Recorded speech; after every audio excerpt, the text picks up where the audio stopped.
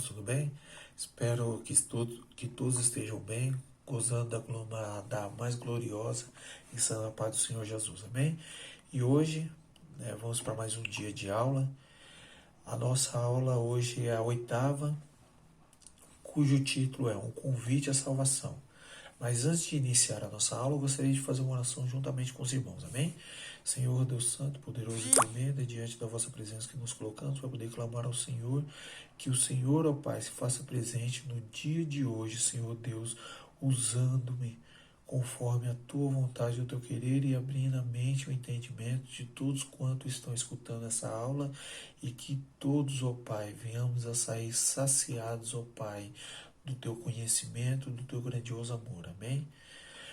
Vamos lá, irmãos. O texto do dia se encontra em João 3,16, um texto muito conhecido por todos, que diz: o Senhor amou e Deus, porque Deus amou o mundo de tal maneira que deu seu Filho unigênito para que todo aquele que nele crê não pereça, mas tenha a vida eterna. Amém? A síntese diz, com o objetivo de entender o porquê de sermos salvos e como esse processo acontece, é necessário refletirmos acerca do amor de Deus, que deu seu único Filho para morrer por cada um de nós. Então, a vinda de Jesus Cristo, a morte de Jesus Cristo mostra o tamanho do amor que Deus ele atribuiu à sua criação, que Deus atribuiu a nós, que fomos feitos à sua imagem e semelhança. A lição de hoje é um verdadeiro convite à salvação. O que vem a ser isso? Deus, ele tem por objetivo mostrar o seu desejo em ver o seu povo, a sua criação, retornando para o lugar da onde não deveria ter saído. Ou seja, Deus ele criou todo o universo, ele fez um paraíso, ele fez tudo perfeito.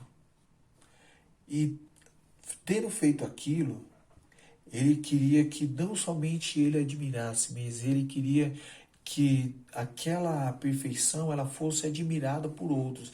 Então Deus ele fez o que? Uma criatura segundo a tua vontade, segundo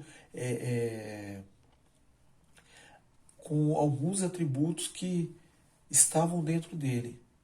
Então ele nos diz, através da tua palavra, façamos o homem segundo a nossa imagem e semelhança. O que quer dizer isso? Nós temos alguns atributos de Deus. Nós conseguimos compreender as coisas, nós temos inteligência, nós temos um dom de criação. Então Deus ele faz tudo isso e ele nos coloca lá para que nós viéssemos com entendimento ver toda a criação dele e admirar tudo aquilo que ele tinha feito.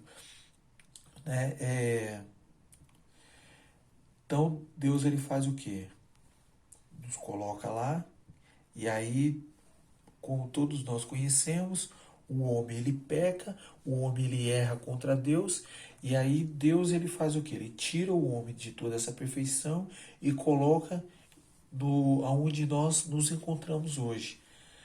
Um lugar onde nós precisamos suar para poder trabalhar, um lugar onde a mulher ela passou a ter dores ao ter o seu filho. Então se tornou algo que traz ao homem um pouco mais de cansaço, um pouco mais de decepção mediante algumas ações que são tomadas não somente pelo homem, mas alguns se sentem constrangidos mediante a percas que o pecado ele trouxe. Que percas são essas? Quer seja perca física, ou a perca mental. O que vem a ser essa perca física? Hoje nós estamos sujeitos aqui a perder um membro do corpo, perder um membro da família, perder bens. A perda intelectual é o que? Muitas pessoas, elas, muitas vezes através de traumas, elas perdem a consciência do que se passa ao seu redor, consciência do certo, do errado. Tá? Então, o pecado, ele proporcionou tudo isso ao homem, né? E João 3,16, ela é uma das passagens mais conhecidas da Bíblia.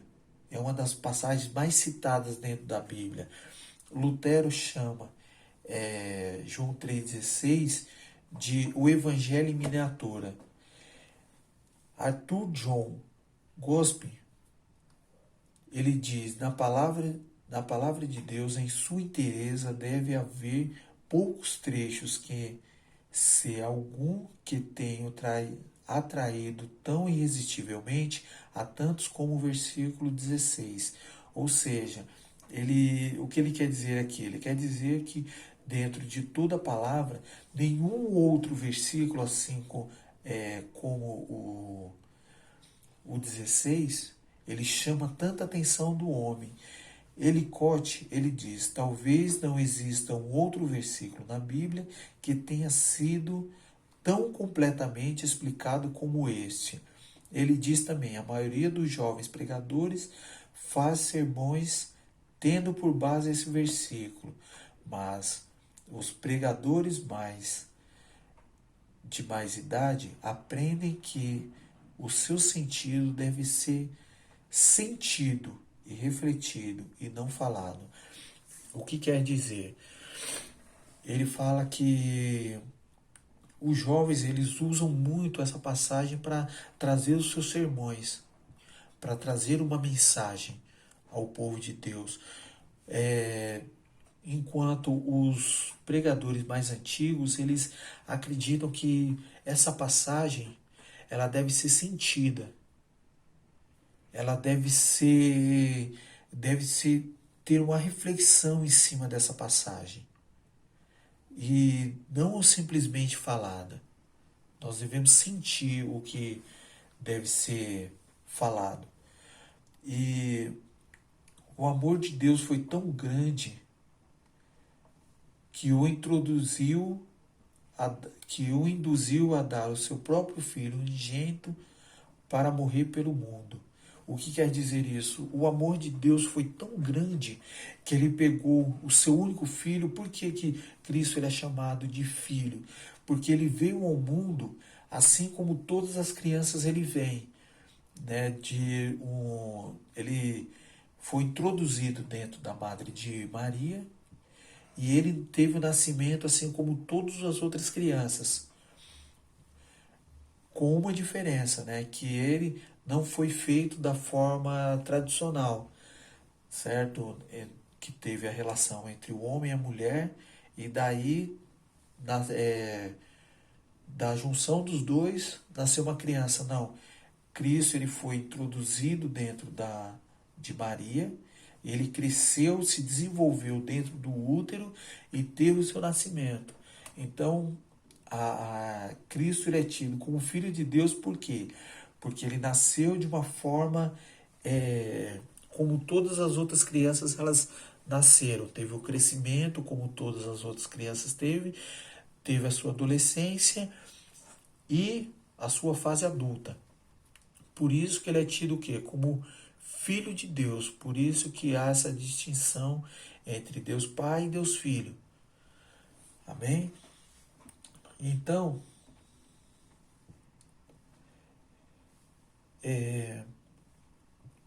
voltando a esse versículo, por que Deus amou o mundo de tal maneira? Como podemos explicar esse amor de Deus? Como podemos trazer uma explicação ao tão grande amor que Deus ele atribuiu a nós seres humanos? Seria uma tarefa impossível, pois tal magnitude vai muito além da compreensão. Em Efésios 3,19, ele diz, e conhecer o amor de Cristo é exceder o entendimento para que sejais cheios de toda a plenitude de Deus. Ou seja, o nosso entendimento, ele é muito limitado para poder compreender muitas coisas que Deus ele fez e continua fazendo pela humanidade. Muitas vezes nós vemos Deus faz algumas coisas que nós só vamos entender mais à frente, nós só vamos compreender mais à frente. E Deus nos ama com tanta intensidade que desde o início da história da humanidade se preocupou em trazer novamente o homem para a sua presença. Ou seja, a vontade de que o homem e o próprio Deus estejam cada dia mais próximos, ele não partiu do homem que pecou, que errou contra Deus, mas parte do próprio Deus, que desde o início da humanidade, Deus ele vem o quê? Ele vem chamando o homem para ter uma intimidade maior com ele. A tal ponto de chamar um homem, né, chamar Abraão para que ele saísse do meio do povo e a partir dele iniciar uma nova geração. Para quê? Para que todo mundo ele conseguisse compreender, para que ele conseguisse ver a prosperidade do povo de Deus, para que o homem ele tivesse um compreendimento do amor que Deus ele atribuiu ao mundo, porque não foi somente a Abraão, não foi somente ao povo hebreu, mas foi todo o mundo,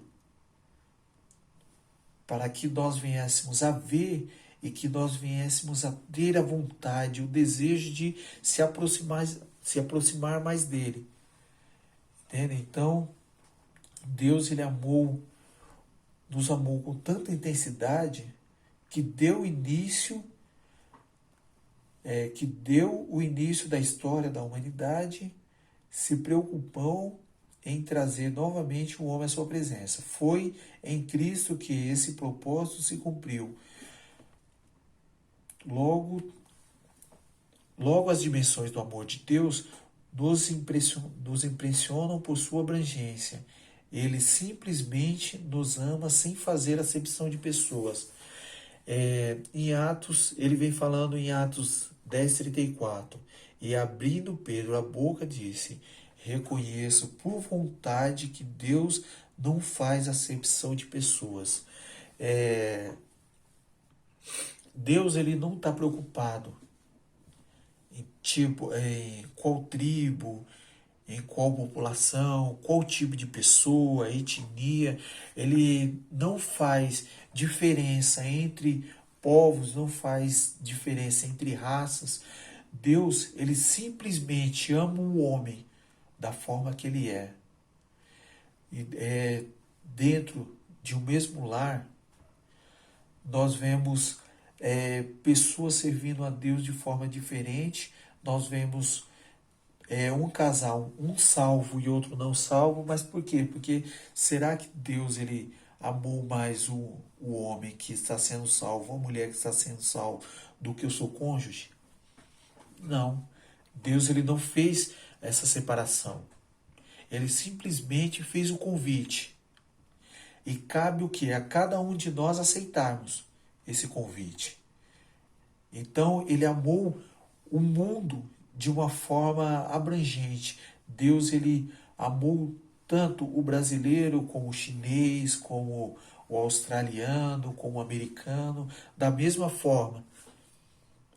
Mas cabe a nós buscar a Deus e aceitar esse convite.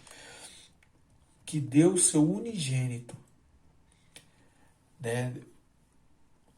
Que deu seu Filho unigênito.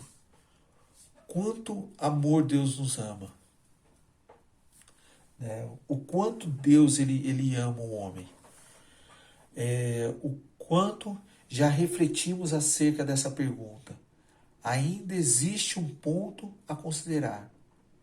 Ele nos amou de tal maneira que enviou Jesus, o seu Filho, para que pudéssemos ser salvos. Ou seja, ele enviou Jesus para que viesse a morrer por nós, para que viesse a sofrer o que nós deveríamos sofrer, para que tivéssemos acesso ao céu, para que pudéssemos entrar no céu. É impressionante o preço pago por Jesus para que pudéssemos ser livres do jugo do pecado e da condenação eterna. Jesus, ele cumpriu o plano divino. Essa tarefa tão difícil que foi para ele. Pois ele teve que se humilhar de tal forma, a forma de servo, para que pudesse levar sobre si os nossos pecados. Em Filipenses 2,7 diz: mas ele esvaziou-se de si mesmo, tomando uma forma de servo, fazendo-se humilhante aos homens e achando na forma de homem, humilhou-se a si mesmo, sendo obediente até a morte, e morte de cruz. Jesus, para que nós viéssemos a ter a salvação, ele teve que esvaziar-se de todo o seu poderio, de tudo o que ele era. Quem Jesus ele era? Ele era a eternidade. Ele era a perfeição. Então ele teve que se esvaziar de tudo isso para que nós viéssemos ter direito à salvação. Alguns dizem a seguinte coisa, que quanto mais homem Cristo é, mais Salvador ele se torna. E quanto mais Deus Cristo é, menos Salvador ele é. O que quer dizer isso? Que Cristo, o Deus ele não sente dor, ele não sente as necessidades que o homem ele sente, tá? Então, assim, como é que Deus ele poderia sentir a nossa dor, sendo que ele não sente dor? Entende? Assim, eu falo do modo físico. Então, Deus ele não sente cansaço, ele não sente fome. Então, Cristo ele o quê? Ele se esvaziou de quem ele era para poder sentir aquilo que o homem ele sente, para poder sentir a nossa dor física, para sentir as nossas aflições, os nossos desejos. Ele passou fome assim como muitos já passaram. Ele sabe o que é sentir fome, ele sabe o que é sentir frio, ele sabe o que é sentir sede, ele sabe o que é sentir cansaço. Então, ele sentindo tudo isso que nós sentimos, ele se torna, assim como a frase que eu disse agora há pouco, ele se torna muito mais salvador para nós. Por quê? Porque ele sabe o que nós desejamos, ele sabe os nossos anseios, ele sabe o que é dormir ao relento. Então, Cristo ele sabe de tudo isso. Sabendo de tudo isso, ele torna a nossa salvação mais válida. E o que vem a ser salvação? Salvação vem a ser um livramento de uma situação muito ruim. Segundo a Bíblia, a salvação se refere principalmente à libertação do pecado e de todas as suas consequências. Somente Cristo pode salvar do pecado. Ou seja, é uma libertação de algo ruim. O que é algo ruim? Muitos estão no mundo achando que vivem uma boa vida, tendo um bom carro, tendo uma boa casa, mas sentem aflição. Eles sabem que eles não estão caminhando por um lugar bom. Eles sabem que algo ruim os espera. Então, a salvação que só vem através de Cristo, ela vem nos trazer o quê? Que há uma esperança para o mundo, que há um lugar melhor para todo ser humano, que há um lugar de descanso para nós, que não é somente isso que nós vivemos aqui, não é somente essas aflições, não é somente esse mundo a qual nós passamos por doenças, que nós passamos por desejos. Então, vai muito além disso. Então, Cristo ele vê o quê? Que somente através de Cristo nós temos é, é, é, esse essa condição de alcançar esse descanso para nós. Então, a salvação implica em uma situação que era ruim e traz mudança. E quando essa se torna algo completo? A partir do momento que essas aflições elas são sanadas, e somente através de Jesus elas são sanadas. Então, convido a todos, busquem a Jesus, coloquem esse desejo que Jesus ele entre, faça morada e a transformação. Amém? Eu louvo a Deus por a vida de todos e que Deus continue fazendo morada no coração de todos. Amém? Fiquem com Deus e Deus abençoe a todos.